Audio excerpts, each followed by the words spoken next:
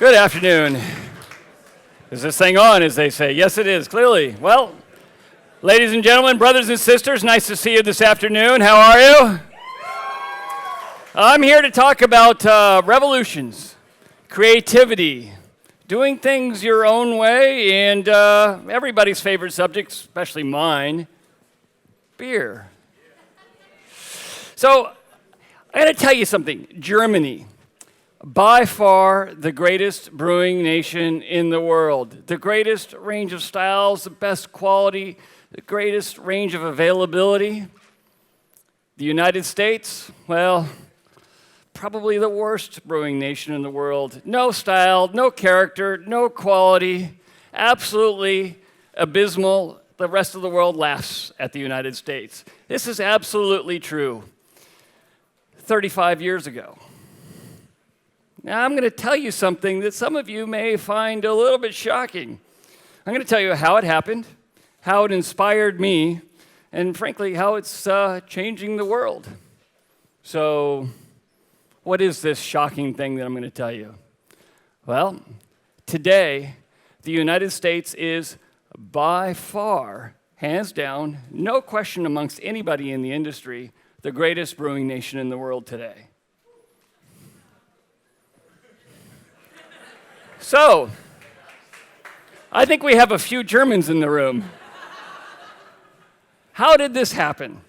Well, in order to tell you how this happened, I need to go back in the United States, take a little time travel journey to the 1970s.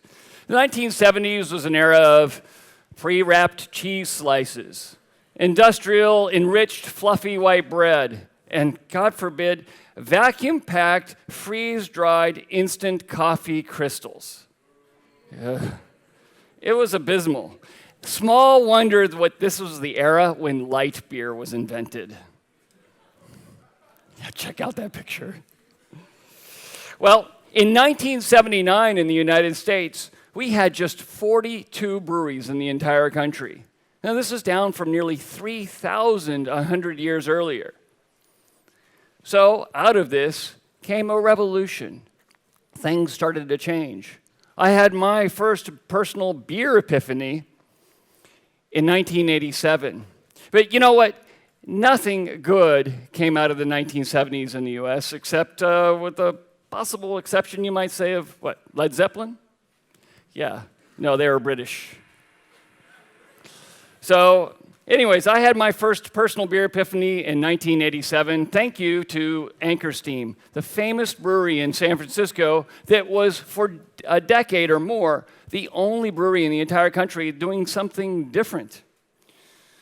Well, I was inspired by this, and I had two reactions. One was I was excited to discover a beer that could taste so good. My other reaction, honestly, I was angry. I was angry because I realized at that moment all of my previous beer drinking years had been stolen from me by the lies of the man telling me that that other stuff was beer, and now I knew better. You know what I'm saying? Some of you do. Some of you do. Well, I was inspired, and I started a personal journey to discover great small breweries that were springing up all over the United States. And eventually, in 1996, my partner and I started the Stone Brewing Company in San Diego, California. You see me in the white t-shirt. And clearly, I haven't changed a bit. Now, we started off with a lot of very strong attitudes about beer. We've never advertised in our 19 years. We've never discounted. We've never made a Pils or even anything close to a Helles. We've never made a Hefeweizen. And our number one selling beer is a 6.9% very, very strong, bitter beer. And not everybody likes it. And you know what? That's okay. Now, while most of our beers qualify for this thing that's called the Reinheitsgebot, I don't follow it. I don't feel the need to follow it. I think some ancient taxation law it's not relevant to my world. In fact, it's almost like in coding, if you were only ever allowed to code in COBOL. Can you imagine that? What would that world look like if you were restricted and they said, no, you must do it only this way? Well, so where has this gotten us? Well, we are now the 9th largest craft brewer in the United States, and the 14th largest brewer of any size in the United States. And we now have over 1,000 people working for us. Where's this gotten the industry? Well, I told you that we had in 1979, we had just 42 breweries. Today in the United States, we have over 4,000. I invite you to try them if you haven't. Maybe set a goal to try them all. I have. I'm not there yet. So we take a strong philosophical approach at Stone. We do it our way for those who like what we do. And for those who don't like what we do, that's fine. But we're not doing it for them. This is a very simple mentality. And you think of it, it relates to one of my favorite bands, Metallica. Think about it for a moment. Does Metallica care if you don't like their music? No. Why would they? For anybody that doesn't like their music, they don't make their music for you. They are completely comfortable with it, and frankly, so should you. So we keep a similar mentality. In fact, Metallica reminds me of my favorite caption on a magazine cover. Back in 1991, when their Black album came out, a magazine put them on the cover with a simple caption. It read, "Metallica didn't go to number one. Number one came to them." And I loved what that said to me. It said, do it your own way. Don't worry about trying to be popular. Don't worry about trying to fit into what people think it should be. Do it the way that you believe in, and if you're any good at it, it may just work out. Now, in 2006, to accommodate our growth, we opened up a new brewery and our first ever restaurant. It's in a far corner of San Diego County, out of the way, hard to find. There's no sign on the building. We have a complete ban on high fructose corn syrup, so no Coke or Pepsi. I'll bet you can guess that there's no industrial beer there, no pills.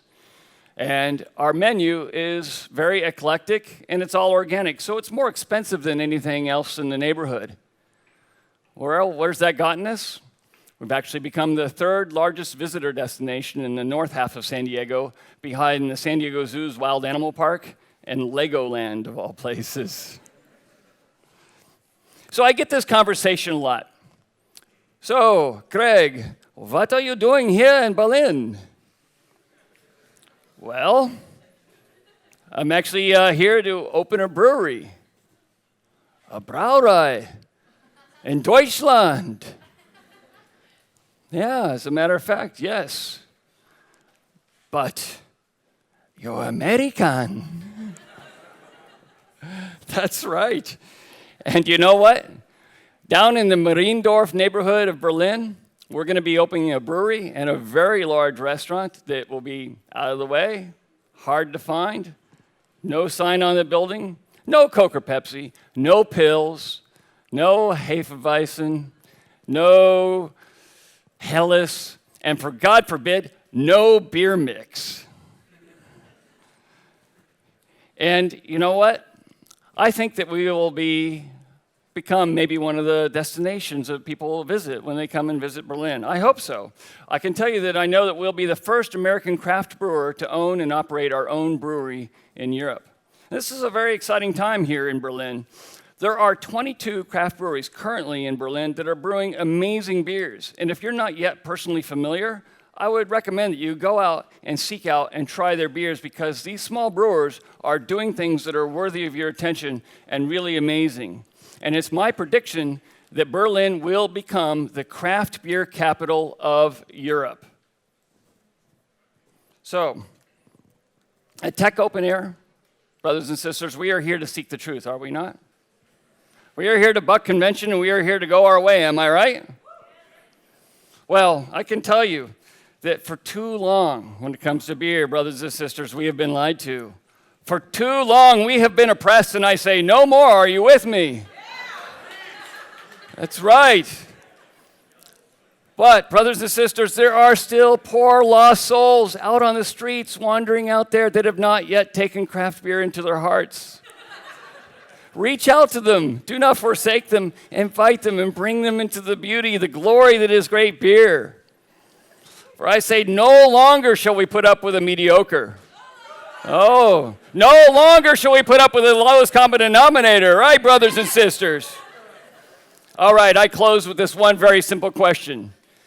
If you're with me, sending a message to the man that says no longer will we put up with a fizzy yellow beer. Can I get a hell yeah? All right, thank you very much, and nice to be here.